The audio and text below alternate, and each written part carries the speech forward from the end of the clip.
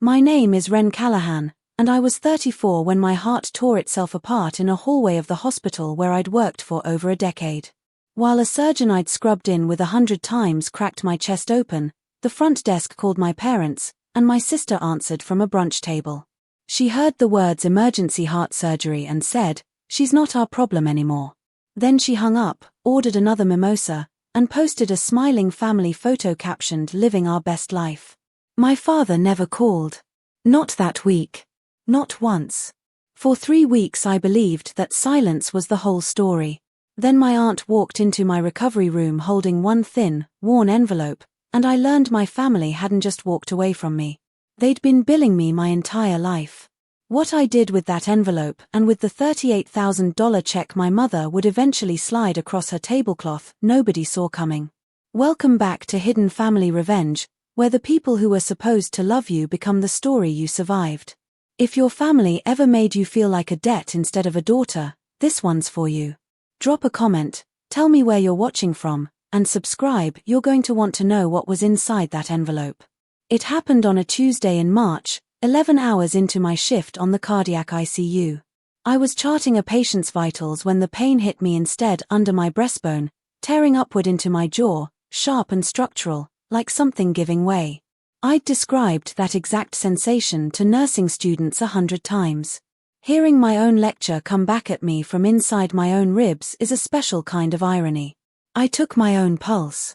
Too fast, too thin. 11 years on that unit, and my first thought was still clinical. This isn't a heart attack. This is worse. Jody Reyes, our charge nurse and my closest friend for a decade, caught me before I hit the floor. I heard her call it overhead. I heard the word dissection. I heard the unit I loved turn every machine it had toward me. Someone cut my scrubs open with the shears I kept in my own pocket. Someone counted out loud, and the ceiling tiles I'd stared past for 11 years slid by like highway lines. An aortic dissection kills close to half the people it touches before they reach a table. I'd quoted that number to families myself. The last thing I heard was my own monitor alarming. The last thing I thought wasn't a prayer, it was a small, useless question. Someone should call, who? Here's something most people don't know. When you're dying on a gurney, nobody waits for family permission to save you. 2 physicians signed the emergency consent while the surgical team scrubbed in exactly how the law is built to work.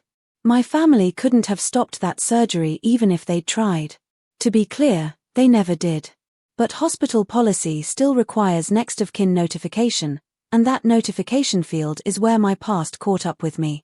3 years earlier, I'd scrubbed my family out of my life like an infection, new emergency contacts, a new beneficiary, even a will, which my lawyer said was unusual for a healthy 31-year-old. What I hadn't accounted for was an old file from an appendectomy years back, when I still went home for holidays. That admission listed my mother, Diane, as next of kin. When I rolled in unconscious, the system reached for the most recent contact it had. Nobody did anything wrong. A database was just doing its job. So somewhere between the 6th floor and the OR, a phone on a brunch table in Millbrook started ringing. Jody made the call. She told me the details exactly once, months later, because I asked her to. A young woman answered, music and laughter behind her. Jody said the words emergency surgery, heart, critical, and asked how fast someone could come. There was a pause, maybe 3 seconds. Then my sister, Paige, 30 years old and a mother of 2, said, "She's not our problem anymore," and hung up. Jody called back straight to voicemail, declined, not missed. She tried my father's cell next. It rang twice and cut off mid-third ring, exactly what a phone does when someone looks at the screen and presses the button. Roy Callahan, the man who taught me to drive, looked at the hospital's number while his daughter was on bypass, and put the phone back in his pocket. Jody wrote family notified in my chart, because technically it was true. Then she went into the supply closet and, in her words, rearranged it violently for 10 minutes. Nobody from my family called back that night, or the next day, or the week after. I woke on day 2 with a tube in my throat and a stranger's handwriting on my whiteboard. Embarrassed before I was anything else, nurses make terrible patients. By day 5 I finally asked Jody out loud, "Did anyone call back?" She looked at the ceiling and said maybe the numbers were old. She's a wonderful nurse and a terrible liar, and I'd watched her deliver hard truths to families for 10 years. I knew what her face did when a truth was undeliverable. I didn't push. Some part of me had already done the math. Being needed was the only way I'd ever known how to exist inside my family. Now, for the first time, I was the one who needed something, and the answer that came back was silence. On day 6, a discharge planner handed me a form and asked if I wanted to update my emergency contacts. I stared at those 2 blank lines for a long time. I couldn't fill them in yet. To explain how I got here, I have to go back to my grandmother's yellow kitchen in Millbrook, Vermont. Louise Callahan raised my father in that house, and when her own heart began failing, I was the one who drove out after shifts, on my days off, for 5 years, managing her medications, cooking meals she pretended to hate, fighting her insurance company on speakerphone while she made faces at me. My mother supervised from a comfortable distance. My sister was still finding herself, which apparently required brunch. I'm not sorry I did it. Louise was the best company of my life, the only person in that family who ever asked, "And who's taking care of you, honeybee?" On the back of a prescription printout, we once sketched a little cardiac rehab clinic for the county, the kind of place that might have saved her 10 years of decline. She drew flower boxes on it. I still have that paper. A few weeks before she died, she told me, "I set something aside for you, honeybee. If it ever goes missing, ask Vera." I filed it away as medication talking. Then came the cutoff. 3 years before my surgery, my father needed a knee replacement, and my mother announced, not asked, that I'd take a semester off from my nurse practitioner program to move home and manage his recovery. Family takes care of family, Ren. I said no. But here's what my no actually looked like. I hired a home health aide out of my own pocket, printed his physical therapy schedule, organized his medications on my day off. What I would not do was detonate the career I'd built alone, with $60,000 in student loans, to become an unpaid live-in nurse for a man with a working wife and a healthy adult daughter 12 minutes away. That same month, my sister asked me to co-sign a mortgage on a house she couldn't afford. I said no to that too. My mother's verdict came down at Sunday dinner, in front of relatives, like a court ruling, selfish. That was the whole trial. Within a year I was gone from the holiday photo, the group chat, the cousins' weddings. I was the one who got cut off, but everyone in Millbrook heard that I had left. The selfie found me on discharge day. Jody went still scrolling her phone, and I turned the screen toward myself before she could protect me from it. My mother, father, sister, and brother-in-law, 4 mimosas raised to the camera. My mother's lipstick was perfect. My father was mid-laugh, a laugh I hadn't heard aimed at anything in 3 years. Caption: Living our best life. Timestamp: 90 minutes after she's not our problem anymore. While a machine breathed for me, they ordered another round and documented their joy for 41 likes. I want to tell you I felt rage. What I actually felt was colder, a door I'd been holding open for 3 years finally clicking shut under its own weight. I didn't comment. I turned the phone face down and finished signing my discharge papers. Remember that choice. It matters later. What I took home instead was arithmetic, 8 weeks with no paycheck, a tuition installment due in 6, and the clinic fund where Louise's flower-boxed floor plan was supposed to someday live, sitting at a number so far from enough I laughed alone in my apartment. If you've ever watched your family toast their best life while you learn to walk to your own mailbox again, tell me in the comments what you did with that silence. And subscribe, because you'll want to see what happened next. That Saturday, somebody knocked. Not my mother, my Aunt Vera, 68, a retired postmaster who spent 40 years sorting other people's mail and one lifetime keeping her own family's letters unopened. She walked in holding a casserole like a shield, threw out my expired yogurt, watered my neglected plant, studied my new medication list through her reading glasses. She didn't ask why I hadn't called my mother. She didn't defend my sister. She just handed me a fork and told me the casserole needed salt, and she'd made it anyway because salt was apparently trying to kill me. Twice that afternoon, I caught her hand drift toward her coat pocket, where something thick and paper-colored peeked out. Twice she pulled it back. At the door she said, quietly, mostly to herself, "Not yet." She came back Wednesday and told me what my father had actually said. Vera had been at my parents' house when Paige's call came through, laughing like she was reporting a telemarketer. Some nurse says Ren's having heart surgery. I told her she's not our problem anymore. My mother wiped the counter twice and said hospitals were probably being dramatic. My father sat at his table, looked at his coffee, and asked one question. Not is she alive? Not which hospital? He asked, is it going to cost us anything? My sister's line was cruelty, loud, stupid, survivable. My father's question was a ledger entry. Somewhere in that man's chest, his daughter on an operating table had been filed under expenses. Recovery is a full-time job with a sadistic supervisor. You walk the hallway hugging a pillow to your chest so your own sternum doesn't argue with you. You cry at grocery commercials because your body has decided feelings live in your incision now. My apartment ran on a small warm conspiracy, Jodie's laminated schedule on my fridge, soup on Mondays, rides to cardiology on Thursdays.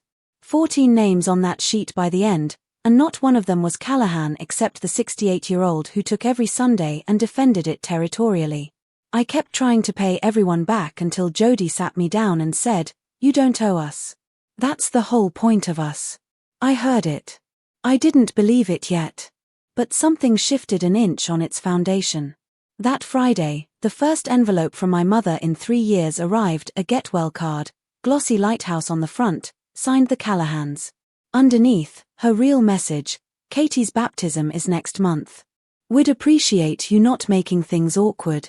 No need for everyone to hear the details of your situation. Mom. My torn heart was a detail. The baptism was the event, and my survival was a public relations problem to be managed. The postscript said everything about the brunch table. P.S. Your sister was only joking. You know how she is. They knew. It had been discussed at some kitchen table, weighed and dressed up as a punchline. Week 5, my heart threw a tantrum. Atrial fibrillation, common after surgery, always terrifying.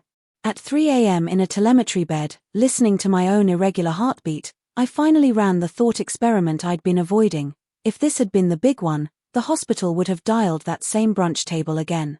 My mother would have wiped the counter. My father would have asked his one question. The next morning, still in paper socks, I asked for the forms. All of them. I signed a healthcare proxy naming Jodie my medical decision-maker. I updated next of kin to my aunt, Vera Callahan. I changed the contact card in my wallet, my phone case, even my dentist's file. Erasing your family from a form takes 4 minutes. It took me 34 years to earn those 4 minutes. Not revenge, a correction. Whoever the system called next time would actually come. She set it on my kitchen table the next morning, and for a moment neither of us touched it. On the front, in handwriting I hadn't seen since the funeral, was just my name. She gave it to me the winter before she passed, Vera said. Told me to hold it until the girl needed it. Not wanted it. Needed it. I'd say a torn aorta qualifies. I'm sorry I waited 3 weeks. I wanted you strong first. Inside were 2 things, a letter in Louise's handwriting, and a single sheet in my father's, a hand I know from birthday cards, and a note he once left in my first car. This sheet had a date 12 years old, borrowed from mother's fund, set aside for Ren's schooling, $38,000. Will repay in full. Signed in blue ink. R.C. The room got very quiet. Vera said gently, "You were never not their problem, child. You were their credit line." I read Louise's letter aloud, because Vera said she'd have wanted a voice on it.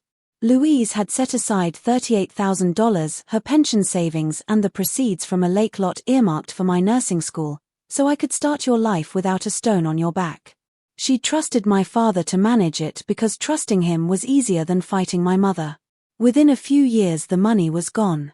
When she confronted them, my mother said, "Ren doesn't need it. She got loans. Paige's wedding can't wait. And Roy needs a dependable truck." A wedding I'd danced at. A truck my father still drove. Louise made her son write out what he'd taken and sign it, then mailed her conscience to Vera for safekeeping. The last page was for me. Love that keeps a ledger isn't love. Honeybee, don't you ever sign one. 9 years I'd spent paying off my own loans while the money meant to spare me all of it bought a reception hall and an oil change. They hadn't cut me off for refusing to give. They'd cut me off because looking at me meant seeing the invoice. That night, I drafted a message to the family group chat, the same 41 people who'd liked the brunch photo, with my father's note attached, dates and figures, no adjectives. My thumb hovered over send. Then I heard my own voice say the true thing I didn't want: their whole power is the story. If I grab it, I'm just the new Diane. Same courtroom, new judge.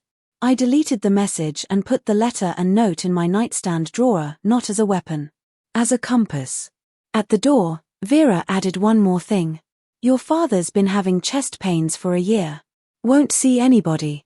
Diane says prayer works fine.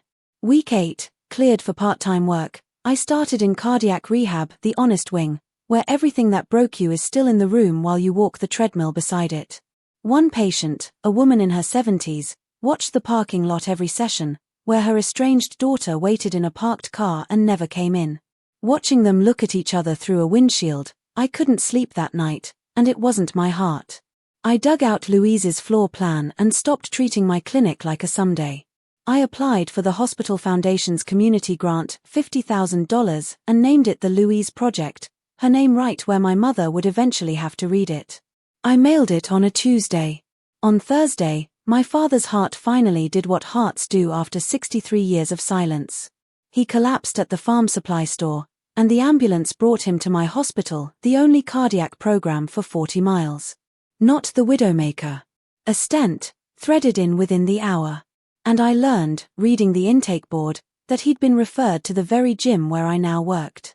The elevator opened, and for the first time in 3 years, my mother walked toward me. Diane, church cardigan, purse held like a hymnal, assembling her face into warmth, no mention of March, no glance at my scar. There you are, she said, as if I'd been misplaced. Family takes care of family, Ren. It's time you came home. If your jaw is on the floor, hit subscribe, because the check they eventually put on the table deserves witnesses. Over cafeteria coffee, she laid out the plan: give up my apartment, move into my old room, drive my father to appointments, manage his diet and medications, indefinitely. Salary, none. The wage was belonging. When I asked why not my sister, 12 minutes away, she said, your sister has the children. Scott's in his busy season. I didn't fight. I built my father an actual care plan, the kind I'd build for any patient: a home health RN, his rehab at my own gym, a dietitian, a pharmacist consult, all costed out on a napkin. My mother pushed it back across the table with one finger. We don't do strangers. She didn't want care for him. She wanted me back in position. The town arrived in dishes. A casserole in the break room with a note from the church women's circle. A cousin's text: you're literally a nurse. It's nothing for you. My mother, apparently, wept at the pharmacy counter, poor thing, with everything she's carrying. My mother never needs to win an argument. She tells the story once, at the right altitude, and the town repeats it until it hardens into weather. She is the narrator of Millbrook, and the narrator decides who's selfish. Thursday, I saw her through the pharmacy window, alone, counting my father's pills against a printed list, her finger trembling, her shoulders down for the first time in my life.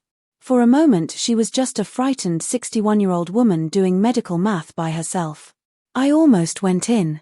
What stopped me was a question I couldn't put down: somebody builds every machine. Who built hers? My father started rehab that Tuesday, and for an hour, 3 mornings a week, I existed 20 feet from him while a monitor broadcast his heart rate like a subtitle. At the water fountain one morning, he said, "You always were the strong one." There it is, I thought, the compliment that runs the whole machine. It sounds like love and functions like a job assignment. I asked him the only question I had left: Dad, why didn't you ever ask what happened to me in March? His heart rate climbed on the monitor. He looked at my collar, where the scar shows, and said, "Your mother handles the family things." Then he shuffled back to his machine like a man returning to a cell he'd decorated himself. Asked when that promise started. Paige admitted, without meaning to, that she'd been promised the same cottage for keeping it up as a teenager. The same prize dangled over both daughters for years, for whichever one was due to perform. Then she delivered her real message: "Don't bring up that old money thing. Mom says the stress could kill Dad." They knew. All of them. The fund was never a secret. It was a silence with a family seal on it. I asked Vera what my mother had been like before I existed. At 19, Diane had dropped out of secretarial school to care for her dying mother alone for 2 years while her brothers stayed away, then watched them split the inheritance and tell her their mother was lucky to have her. Nobody ever asked what those 2 years cost her. "I'm not excusing your mother, child," Vera said. "She's not cruel for sport. She's a bill that never got paid, and she spent 40 years passing it down. Understanding where the knife was forged doesn't mean you hand it your throat. But it does tell you the knife was once a girl." The invitation came on proper cardstock. My mother sends artillery by mail. Then she called and offered, warm as honey, to help with that little clinic of mine. The sum they'd discussed, $38,000. Not 40. Not 35. The exact figure from my father's note, a number I'd never spoken aloud to either of them. They knew Vera had visited. This wasn't an apology, it was a buyback, repurchasing the ledger at face value, as if no interest had accrued across my whole adult life. That same week, the grant rejection arrived. Without it, I needed roughly $65,000 I didn't have. And here was my mother, offering to close most of that gap with one signature. I spread it all across my kitchen table: the check that didn't exist yet, the rejection letter, Louise's letter, my father's note. Jody asked the question we ask each other on the unit when a family can't decide about surgery. If this were a patient, what would you tell her? I heard my own answer, that the surgery she's avoiding is the one she needs. The money was real, but it wasn't the product. The product was me, back in position. They weren't buying my clinic. They were buying my number. Sunday, I drove to Millbrook with the envelope in my bag, to say goodbye with the door open and my eyes clear. The house looked like a holiday: white tablecloth, good dishes, a roast chicken my father wasn't supposed to eat. My mother had the glow of a woman about to solve something. We ate. With coffee poured, she slid the check across the tablecloth: $38,000, memo line, family, for the clinic. Louise would be so proud. Then the terms, gentle as a lullaby: give notice on the apartment, move home, and all this old unpleasantness stays in the past. For Louise's sake.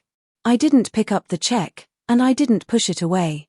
I asked my question, in the voice I use for medication instructions, the one nobody can call hysterical. Before I answer, if I had died on that table in March, what would you have told the church I was? The room stopped. My mother said it was a morbid thing to ask at dinner. I waited. Silence pulls truth the way suction pulls fluid. My sister broke first, reaching for the old joke, "She's not art," and stopped herself mid-word, hearing it, really hearing it, for the first time. Nobody finished the sentence for her.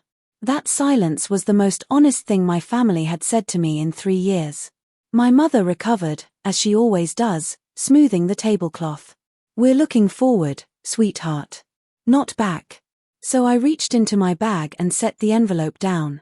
"You all know what this is." I slid the check back, uncashed, until it touched her saucer. "I'm not selling. And I'm done being owed." Then I laid Louise's letter and my father's note beside it, a gift, not a strike. Grandma kept the ledger so I wouldn't have to. I'm returning it. As far as I'm concerned, it's closed. My mother's hand came down flat over the papers, an instinct, before she caught herself and pulled it back. I turned to my father and told him about his upcoming specialist appointment, the home health nurse already scheduled, the paperwork in the hall, the kindest voice I own. Then I stood and pushed in my chair. "You're right about one thing, Mom. Family takes care of family. That's exactly what I'm doing. Starting with the family that showed up." Her voice, when it came, had lost the honey. "If you walk out that door, don't you ever come back." I was at the front door when I heard it crack open, the first true sentence she'd said to me in decades. "And who takes care of me?" I stopped with my hand on the knob, understanding I was hearing the engine of my whole family idling in one question, a 19-year-old girl still waiting for her turn, 40 years later, so certain it would never come that she'd spent her life collecting the debt from her daughters instead. I didn't turn around. Someone should have, Mom. A long time ago. I'm sorry no one did. But it was never supposed to be your daughter's whole lives. It's not going to be mine. I walked out, and the storm door swung shut behind me, unhurried, like even the house knew. Monday morning, I signed a 7-year loan against my condo. Vera slid her own check across the desk for a partnership stake before I could argue Louise would haunt me otherwise. The clinic would open with my name on the debt and my aunt's name on the schedule. Millbrook would open a new edition of the story, with me as the villain. I decided to let them keep it. The bill arrived in installments, a voicemail from my mother informing the family record that I'd thrown money in her sick father's face, a cousin's accusing text, silence from the women's circle. And here is the part I'm proudest of, I corrected no one. I used to think being believed was oxygen. It was just another invoice, one more debt I was working off to people who were never going to mark it paid. I knew the truth, and the two people who mattered had written it and witnessed it. That was quorum. 10 days later, Vera handed me a note in blue ink, my father's hand, the same hand that once signed a debt he never repaid, now signing something else, kept the appointment with Dr. Levon. Keeping the next one, too. RC. Not restitution. A man doing one honest rep at a time. Winter came and went. In April, we hung a sign, the Louise Center for Cardiac Rehab and Recovery, flower boxes under the windows, because the blueprint demanded them. 22 patients enrolled the first month. Jody works 2 evenings a week. Vera runs the front desk with postal discipline. On the second Friday, my father walked in through the front door as a patient, and where the intake form asked for an emergency contact, I watched him write, Vera Callahan, sister. His learning too, in his own currency. His check arrives on the first of every month, memo line blank. I don't keep it, it goes straight into the scholarship fund we set up in Louise's name for local nursing students. His debt was never mine to collect. It belongs to the next generation now. My mother has never seen the clinic. My sister drives her to church every Sunday. The machine didn't die. It just lost my address. There's a laminated card in my wallet now, in case of emergency, contact Vera Callahan, aunt. Jody Reyes, sister by choice.